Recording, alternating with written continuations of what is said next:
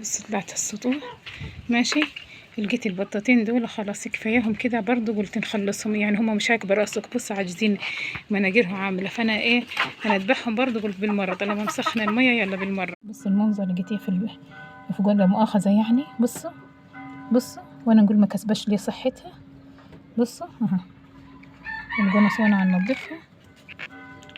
نبص لقيت يا اختي ايه اللي يعمل تحت السكينه ده، اتاري بص ده بص مكتب.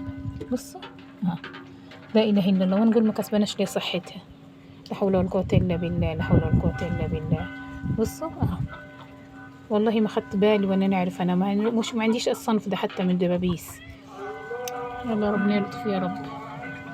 يلا عاد احنا ناخدوا بالنا عاد من الحاجه بعد كده لما تترمي. بصي منظرها دي اكيد القنصه دي هتترمي، او على الاقل الجزء ده هنشوف هنرمي منها ايه ونسيب فيها ايه. ماشي اللهم صل